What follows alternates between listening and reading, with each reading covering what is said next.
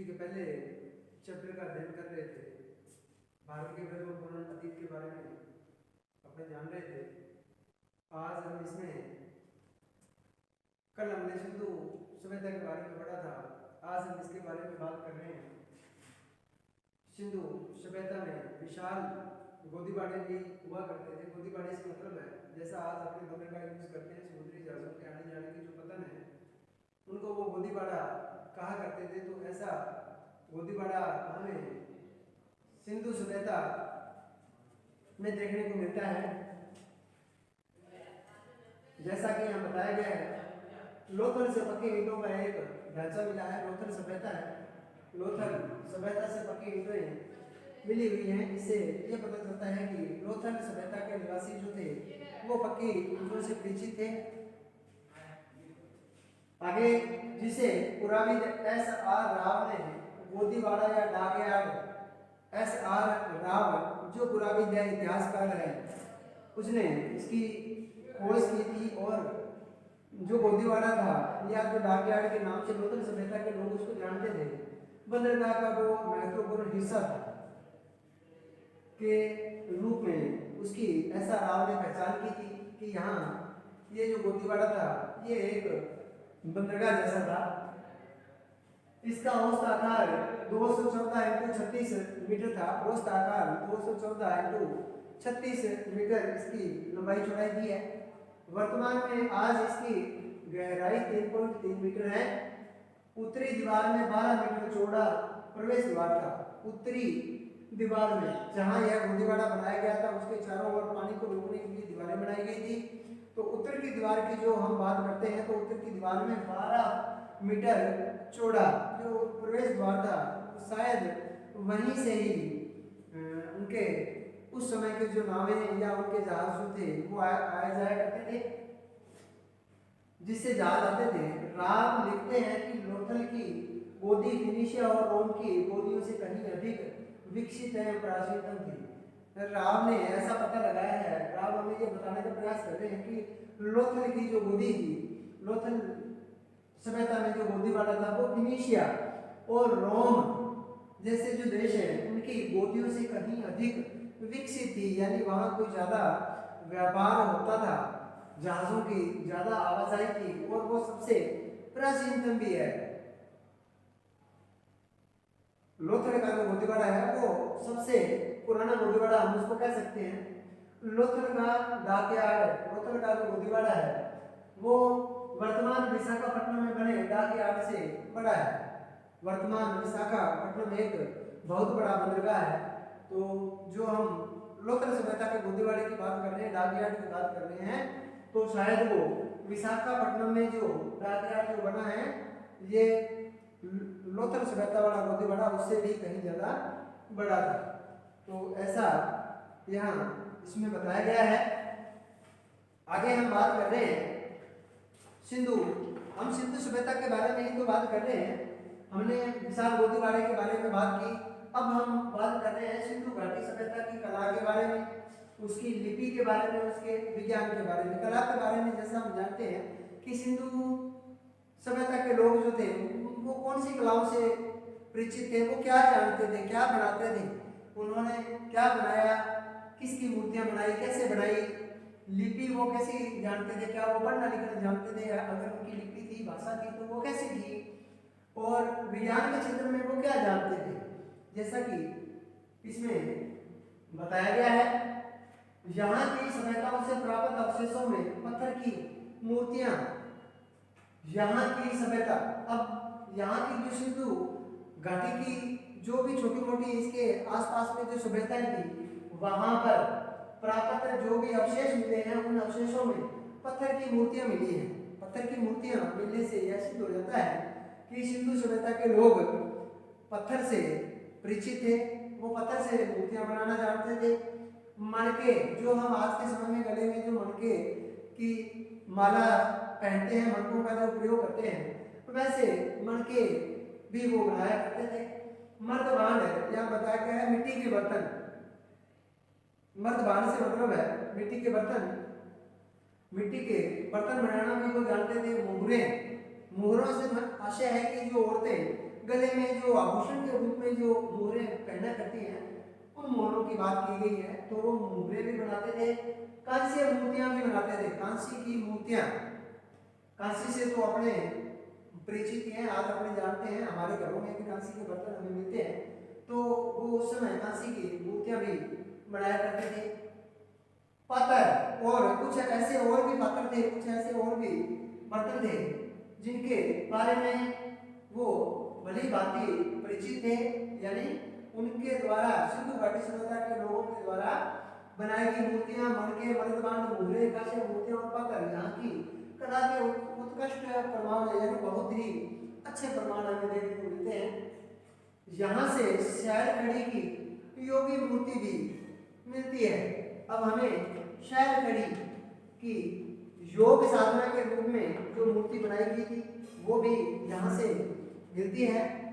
नर्तकी की कांस्य की मूर्ति मिलती है और मिट्टी की मूर्ति भी मिलती है। नर्तकी की कांस्य की, नाचने वाली औरत की कांस्य रूपी मूर्ति और मिट्टी की मूर्ति भी मिलती है। अब कांस्य की जो मूर्ति थी वो 11.5 सेंटीमीटर की बनाई गई थी। मूर्तियों का विशाल भंडार उस समय की विकसित मूर्ति कला का प्रतीक है, यानी मूर्ति कला उस समय में बड़ी ही प्रचलित थी। अब कुबड़दार बैल की मूर्तियां भी बनाई थी उन्होंने, जो कि उनकी कला का प्रतीक है। मोहरों पर जो उन्होंने चित्रण किया गया है, इससे हमें पता चलता है कि वहां के लोगों की मूर्तियों के प्रति बड़ी रुचि थी। आगे ये बताया जा रहा है कि जो भी मूर्तियां हैं, जो भी मूर्तियां मिली हैं या मुहरे वगैरह जो प्राप्त हुई हैं, उनमें पशु का अंकन, संक्षिप्त लेख उत्कीर्ण है। पशु का अंकन यानी उसमें कुछ पशु की मूर्ति भी बनाई गई है और संभवतः उसको टांगने के लिए उन्होंने पीछे कुंडी भी बनाई है। जो कोई भी मुहर वगैरह जो वो बनाते थे उसके पीछे वो मुहर को टांगने के लिए कुंडी भी साथ में बनाते थे। तो इससे हमें पता चलता है कि मूर्तियों के प्रति सिंधु सरस्वती सभ्यता के लोग बहुत ही रुचि रखते थे। आगे हम बात कर रहे हैं उनकी लिपि की। सिंधु सरस्वती सभ्यता की लिपि क्या है? सिंधु लिपि का विश्वसनीय अध्ययन अभी तक नहीं हो सका है। इसके बारे में विश्वास करने जैसा अध्ययन, विश्वास करने जैसी जानकारी तो अभी तक नहीं मिली है, परंतु मुहरों पर अभी तक 2500 लेख उपलब्ध हो चुके हैं। मुहरों पर जो भी सिंधु सरस्वती सभ्यता के लोगों के द्वारा जो मुहरें बनाई गई थी, उन मुहरों पर 2500 लेख, 2500 अक्षर हमें मिल चुके हैं। आगे ये बात कर रहा है कि 17 अक्षर का सबसे लंबा वह बड़े अक्षरों का अभिलेख के बारे में आपको छोटी सी जानकारी दे दूं कि अभिलेख सबसे पहले अशोक के द्वारा शुरू किए गए थे। पत्थर के ऊपर कुछ लिख करके अपनी प्रजा को बताना, पत्थर के ऊपर लिख करके कहीं वो गाड़ दिया करते थे, जहां आती जाती प्रजा उसको पढ़ लिया करती थी, तो उन्हीं को अभिलेख बताया गया है। तो ये धोलावीरा सभ्यता से जो अभिलेख मिला है, उस अभिलेख में 17 अक्षर का सबसे लंबा वह बड़ा अक्षर का अभिलेख मिला है। 17 अक्षर का अभिलेख है, धोलावीरा सभ्यता में लिखा हुआ पाया गया है। यहाँ की लिपि भाव चित्रात्मक लिपि थी। उनकी जो भी लिपि थी वो अपने भाव वगैरह बताया करते थे, वो वे चित्रों के माध्यम से बताया करते थे। उन्होंने बात करना, एक दूसरे को समझाना, एक दूसरे को बताना, ये सब वो चित्रों के माध्यम से ही किया करते थे। आगे हम बात करते हैं उनके विज्ञान के बारे में। जैसे हम उनकी कलाओं के बारे में बात कर रहे हैं, हमने उनकी कला के बारे में पढ़ लिया, उनकी लिपि के बारे में भी आपको जानकारी दे दी। अब हम उनके विज्ञान के बारे में पढ़ते हैं। विज्ञान के बारे में बताया गया है कि विज्ञान की दृष्टि से हम कह सकते हैं कि सिंधु घाटी सभ्यताओं में गणित की संख्याओं के लिए प्रतीक चिन्ह थे। गणित की संख्या, जैसा कि हम आज के समय में 1 2 3 4 5 लिखते हैं, शायद उनकी संख्या ऐसी नहीं थी, लेकिन प्रत्येक संख्या के लिए उनके प्रतीक चिन्ह बनाए गए थे। वो चिन्हों के माध्यम से अक्षर को पहचान जाया करते थे कि ये कितना लिखा है। गुणा और योग जैसे अंक गणितीय प्रक्रियाओं से यहाँ के निवासी परिचित थे। गुणा और योग, जोड़ और गुणा, जैसा कि हम आज जोड़ और गुणा करते हैं, तो सिंधु सरस्वती सभ्यता के लोग जो थे वो जोड़ गुणा के बारे में भी अच्छी तरह जानते थे, उनको पता था कि इनका योग कैसे करना है। आगे हम बात करते हैं उत्खनन से ऐसे पदार्थों के अवशेष मिले हैं जो संभवतः औषधि के रूप में भी काम आते हैं। उत्खनन खुदाई करने के दौरान हमें कुछ ऐसे अवशेष मिले हैं जो औषधि के रूप में काम आते हैं। काली गंगा में लोथल से खोपड़ी के भी कुछ अवशेष देखने को मिले हैं। काली गंगा से प्राप्त बालक की खोपड़ी पर 6 छेद हैं। काली गंगा सभ्यता जो है वहां पर बालक की खोपड़ी मिली है, बालक की खोपड़ी के अवशेष मिले हैं। अब उसकी खोपड़ी में 6 छेद मिले हैं, 6 छेद मिले हैं, तो इसमें कुछ छेद भर गए हैं। 6 छेद मिले थे तो उसमें कुछ छेद भर गए हैं, तो उन भरे हुए छेदों से हम ऐसा कह सकते हैं कि वो शल्य क्रिया से भी भली भांति परिचित थे। शल्य क्रिया से ऑपरेशन करना, वो ऑपरेशन करना, इलाज करने जैसी विज्ञान से वो भली भांति परिचित थे, वो जानते थे। धातु विज्ञान के तथ्यों से भी वो अच्छी तरह परिचित थे। धातु की ढलाई एवं उपकरण निर्माण की विकसित विधि से भी परिचित है। किसी भी प्रकार की धातु को डालना, धातु को आकार देना, जैसा कि हम आज दे रहे हैं, तो इस विधि से भी वो परिचित है। मोहनजोदड़ो से प्राप्त नर्तकी का कांस्य मूर्ति, देमाबाद से रथ की आकृति आदि इसके प्रमाण है कि वो धातु को डालते भी थे।